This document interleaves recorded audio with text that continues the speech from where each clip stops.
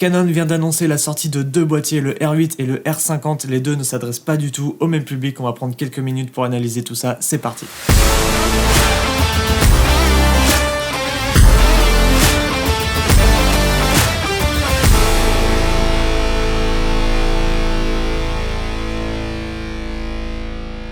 On a un début d'année 2023 assez chargé niveau actualité photo et vidéo, car on a déjà eu la sortie du Panasonic S5 II qui a fait beaucoup parler. Aujourd'hui, on va se concentrer sur les deux prochains boîtiers de chez Canon, donc le R8 et le R50 qui viennent tout juste d'être annoncés. Donc ça fait un petit moment maintenant que Canon développe des boîtiers hybrides. On a eu le droit au Canon EOS R qui a pas mal marché. Ensuite, ils ont développé le RP. Et jusqu'à présent, ils se sont plutôt concentrés sur la gamme professionnelle avec notamment le R5 et le R6 et un petit peu plus tard le R3 qui sont venus compléter cette gamme. Donc ces boîtiers plein format ont vraiment trouvé leur public, ils font clairement partie des meilleurs sur le marché, ce sont des incontournables, mais le truc c'est que la marque proposait pas de gamme amateur ou débutant pour les hybrides, alors que tous les concurrents en proposent tous, des boîtiers un petit peu plus compacts avec des capteurs APS-C et des fonctionnalités forcément moins avancées que la gamme professionnelle. Donc en 2022, on a vu l'arrivée du R7 et du R10, j'ai d'ailleurs présenté le R7 dans une vidéo qui s'affiche juste ici, je t'encourage à aller la regarder si jamais c'est pas déjà fait, et ces boîtiers se positionnent selon moi dans une gamme plutôt amateur confirmée, peut-être même semi-pro avec le R7. Donc avec ces boîtiers, ils viennent répondre à une demande des amateurs qui, je pense, est vraiment très présente et réclament ce type de boîtier. Ce qui nous amène forcément à aujourd'hui et l'arrivée de ces deux nouveaux boîtiers qui vont renforcer un petit peu l'effectif de Canon et permettre à la marque de toucher un public un peu plus novice avec le R50 et un autre public un petit peu plus confirmé avec le R8. Donc on va commencer l'analyse des specs du R50, en tout cas de ce qu'on en sait parce que je ne possède pas ces boîtiers. Il s'agit d'un boîtier hybride avec un capteur CMOS APS-C et un processeur Digic-X, donc le processeur qu'on retrouve sur la plupart des boîtiers de chez Canon. La résolution est de 24 millions de pixels, il y a une monture RF bien évidemment, une plage ISO qui va de 100 à 3200 ISO, on peut la booster jusqu'à 51200. Perso, moi je te recommande pas du tout d'aller aussi haut parce que les photos seront totalement inutilisables. On a un capteur qui n'est pas stabilisé, ce qui nous fait gagner pas mal de poids puisque ce boîtier est vraiment très léger, il ne pèse que 375 grammes, c'est quasiment 2 fois moins que le R7 qui je trouve est assez léger. Là on a vraiment un produit minuscule, compact, qui est je pense transportable ultra facilement. Alors on a aussi la possibilité de shooter en RAW, donc ça c'est top, c'est même un indispensable sur un appareil aujourd'hui. On a un shutter électronique pouvant aller jusqu'à 1/8 millième de seconde avec une rafale de 15 images par seconde et 12 images par seconde avec l'obturateur mécanique. On a bien sûr l'AF Dual Pixel 2 avec détection de phase, single point tracking, détection de visage. Je pense qu'il n'est plus utile de présenter l'autofocus de chez Canon, c'est d'ailleurs le même qui est présent sur les R7 et les R10 qui sont vraiment excellents. On connaît le savoir-faire de Canon au niveau du focus, je pense quand même qu'on a un très bon produit à ce niveau-là. Niveau vidéo, j'ai pas énormément d'infos, je sais qu'il est possible de faire de la 4K en 24, 25, 30 images par seconde en H.264 et H.265. Donc le H.265 laisse penser qu'il y a du HDR, je pense qu'il y a du HDR-PQ présent sur ce boîtier. Je pense pas qu'il y ait du log, à ce prix-là ce serait assez dingue et ça s'adresse pas du tout au public que Canon compte toucher avec ce boîtier. On a aussi de la Full HD jusqu'à 120 images par seconde, donc pareil en H.264 et H.265. Par contre, il n'y a pas de prise casque,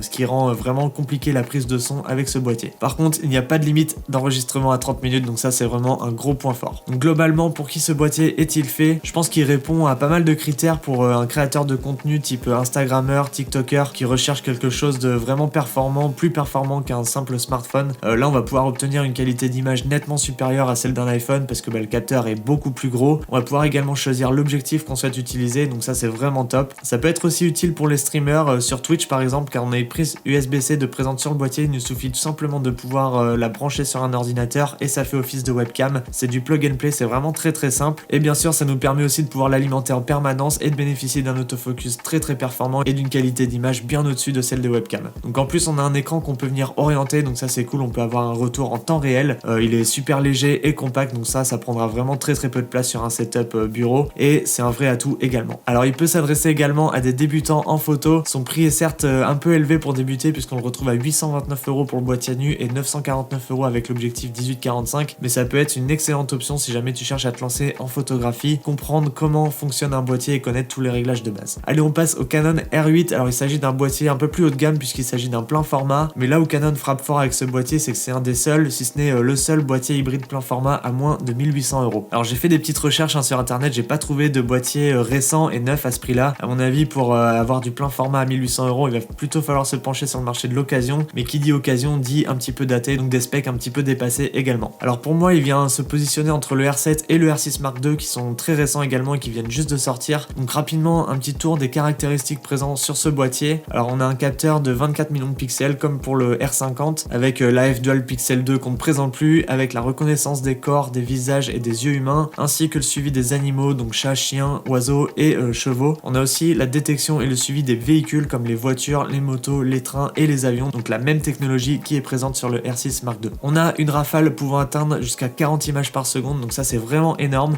Clairement on fait pas mieux à l'heure actuelle en RAW sur du plein format, donc ça c'est possible avec le mode rafale RAW et l'obturateur électronique, et ça nous permet également d'activer la pré-prise de vue et de pouvoir photographier notre sujet jusqu'à 0,5 secondes avant d'appuyer sur le déclencheur. Donc personnellement j'ai testé cette fonctionnalité sur le R7 avec un excellent autofocus. Là sur du plein format je suis vraiment convaincu de la fiabilité du mode rafale. Attention par contre au buffer qui risque de vite saturer si jamais tu shootes en RAW. Moi je te conseille de prendre le mode Zero qui est un petit peu plus compressé mais qui permet quand même de conserver absolument tous les détails au niveau des ombres et des hautes lumières, et le buffer met également pas mal de temps à se vider. En vidéo on a la possibilité de shooter jusqu'en 6K RAW en externe grâce à la Tomo Ninja 5, donc ça c'est vraiment un accessoire qu'on vient mettre en plus. Par contre ce qui est présent en interne sur le boîtier c'est la 4K 60 en 8 bits en 4.2.0 sans crop, et également des profils d'image HDR-PQ et C-Log 3 qui nous permettent de filmer en 4.2.2 10 bits, donc d'agrandir, d'élargir la plage dynamique et de pouvoir étalonner ces vidéos de manière professionnelle en post-production. Au niveau du slow-mo, on a seulement la Full HD de disponible à 120 images par seconde, tout ça sans limite de temps et avec une fonction qu'on retrouve sur aucun autre boîtier, ce sont les fausses couleurs. Donc ça c'est une assistance qui nous permet d'exposer correctement notre scène basée sur un spectre de couleurs. Alors je vais pas rentrer dans les détails, si jamais tu veux des explications sur ça n'hésite pas à me le dire dans les commentaires, je pourrais peut-être en faire une vidéo dédiée, mais en tout cas voilà, c'est une fonctionnalité qui est vraiment cool sur ce boîtier qu'on retrouve sur pas beaucoup de boîtiers finalement, et c'est vraiment hyper utile pour les vidéastes. Donc tout comme pour le R50, Canon a fait le pari de ne pas stabiliser le capteur du R8, ce qui fait qu'on se retrouve avec un plein format non stabilisé. Alors je pense que c'est le seul chez Canon et c'est un choix assez malin de leur part parce que de nos jours il y a beaucoup d'objectifs qui sont stabilisés et je trouve que ça suffit pour faire des plans à la main qui tiennent à peu près la route. Sinon il existe pas mal de stabilisateurs sur le marché, tu mets ton boîtier dessus et le problème est réglé. Alors par contre petit point négatif, cet appareil ne dispose plus que d'un seul slot pour carte SD UHS-2, ce qui pour une utilisation professionnelle pour moi n'est vraiment pas suffisant. Beaucoup d'appareils de nos jours possèdent 2 emplacements pour carte SD et ça pour moi c'est vraiment la base. Personnellement je serais pas serein moi si je pars en presta et que je peux pas faire de backup de mes fichiers en temps réel